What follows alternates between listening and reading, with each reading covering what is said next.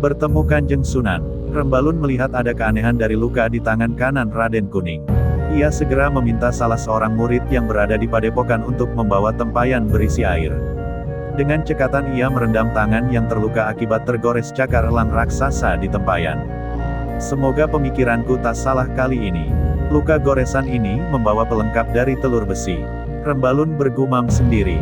Raden Kuning tak tahu apa yang tengah terjadi pada dirinya. Keanehan demi keanehan yang melanda dirinya ketika melaksanakan tirakat mati dalam dimensi bayangan telah menggerus akal sehatnya. Dalam hatinya sekarang hanya tertanam satu keyakinan bahwa ia mempasrahkan keadaannya kepada takdir. Aku merasa saat ini aku tidaklah tengah menjalankan lakon tetapi lakonlah yang menjalankan diriku. Ayolah Kakang Rembalun, jangan engkau ragu untuk bertindak karena di antara lakon ini lakon tentang bayangan dirimulah yang menjadi cerita utamanya.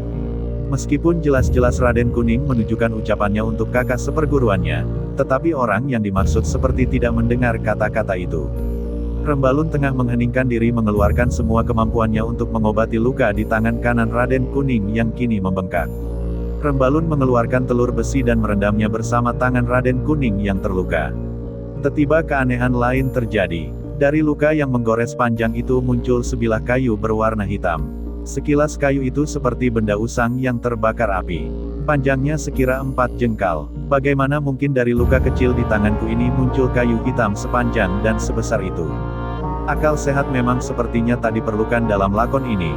Raden Kuning kali ini yang bergumam sendiri. Setelah mengeluarkan kayu hitam, luka yang tadinya membuat tangan Raden Kuning bengkak, langsung normal seperti sedia kala. Bekas goresan yang memanjang pun seolah hilang di telan bumi. Kehadiran kayu hitam ini melengkapi tirakat matimu, Dimas Raden.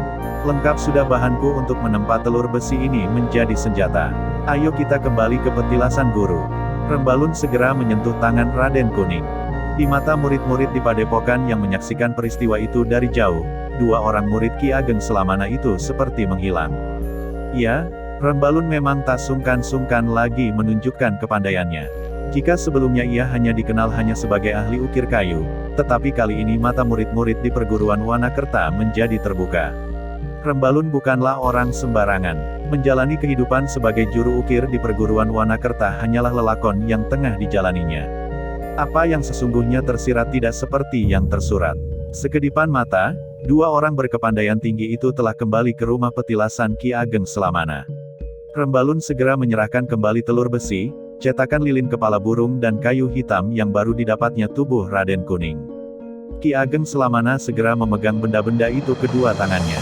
Matanya terpejam. Sependidih air, ia membuka kembali matanya. Kalian mendekatlah kemari. Aku akan membuka mata batin kalian berdua agar dapat berinteraksi langsung dengan Kanjeng Sunan. Ki Ageng Selamana mengusap wajah kedua muridnya. Maafkan aku, Kanjeng Sunan. Muridmu yang bodoh ini tak menyadari kehadiranmu. Tubuh Rembalun gemetar dan ia segera menghaturkan hormat dengan sikap sujud takzim. Tak kusangka nasib takdirku akan mempertemukan kita kembali di sini, Eyang Sunan. Terimalah sembah sujud cucu muridmu ini.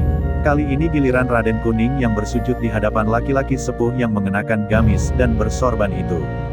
Tubuh Raden Kuning juga kelihatan bergetar hebat.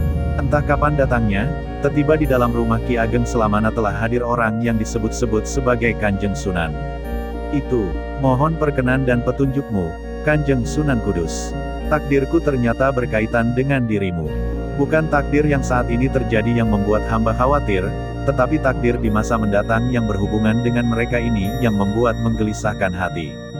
Jangan sampai karena hamba salah memberi petunjuk, apa yang terjadi di sini hari ini akan membawa petaka di masa mendatang.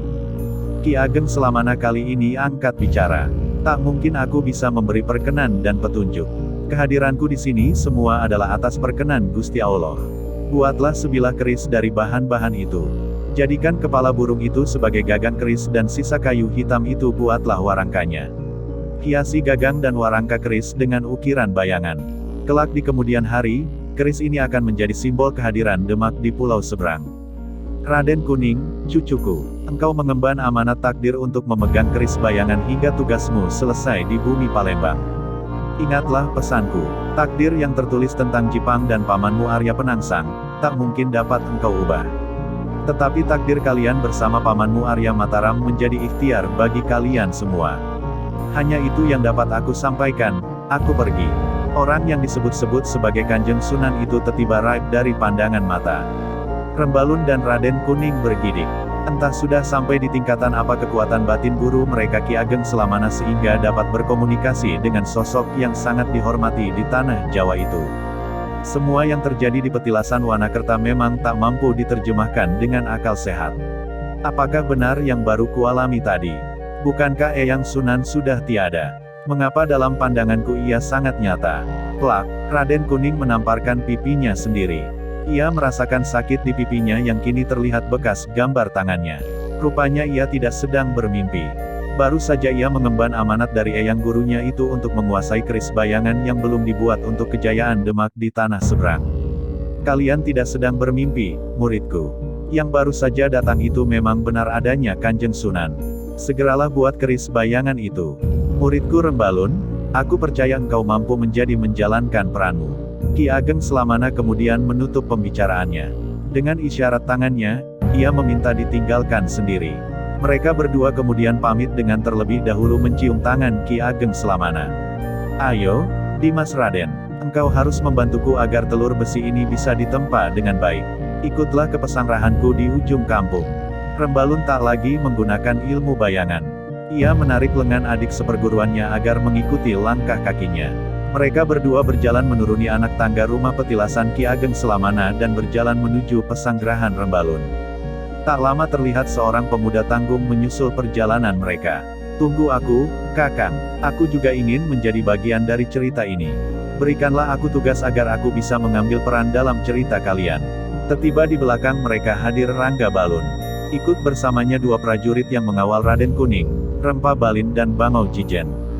Baiklah kalian bertiga semuanya akan mendapat peran dalam lakon ini. Ayolah ikut ke pesanggrahan. Rembalun mengizinkan mereka bergabung. Matahari telah tergelincir di ufuk barat ketika mereka menginjakan kaki di tujuan.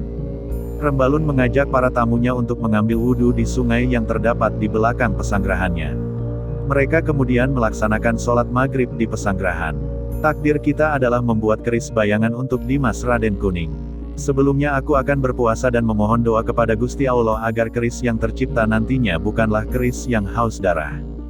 Doa kita akan menjadi pamor bagi keris agar ia dapat berguna bagi orang banyak. Rembalun memberi penjelasan perihal apa saja yang akan mereka lakukan. Jadi aku bertanggung jawab terhadap perapian. Kakang Rempa Balin dan Bangau Jijen akan bertugas menjadi pandai besi, ujar Rangga Balun mempertegas penjelasan Rembalun. Ya, benar sekali. Kita akan mulai menempa besi, setelah sholat subuh nanti, jelas Rembalun. Pagi menjelang, ketiganya langsung melaksanakan tugas sebagai menempa besi. Ternyata telur besi itu sangat sulit ditaklukkan. Rangga Balun harus mengerahkan belasan murid di Padepokan Wanakerta untuk mencari tambahan kayu bakar. Berdasarkan petunjuk Rembalun, mereka memanaskan telur besi selama 1 hari 1 malam. Dalam tahapan itu, perapian yang menjadi tanggung jawab Rangga Balun tak boleh padam. Hari berganti malam, perapian masih menyalakan panas yang berguna untuk membuat telur besi menjadi lunak. Rangga Balun tak berani meninggalkan perapian. Jikapun harus meninggalkan perapian, ia meminta kepada Rempa Balin dan Bangau Jijen menggantikan sementara tugasnya menjaga perapian. Malam meninggi, mendung di langit yang tak nampak itu mulai menjatuhkan rintik satu-satu. Rangga Balun panik. Mereka sama sekali tidak mengira jika di musim kemarau ini tiba-tiba langit berkompromi menjatuhkan air. Aih, bagaimana ini, Kakang? Aku khawatir perapian akan padam, ujarnya gugup. Tenanglah Dimas Balun. Kakangmu Bangau Jijen telah merangkai atap dari pelepah aren agar perapian terlindungi dari hujan. Rempa Balin berupaya menenangkan. Urungkan niat kalian membuat atap. Lihatlah perapian itu. Tiba-tiba suara Raden Kuning menyadarkan mereka. Aih, bagaimana bisa terjadi seperti itu? Seru mereka takjub.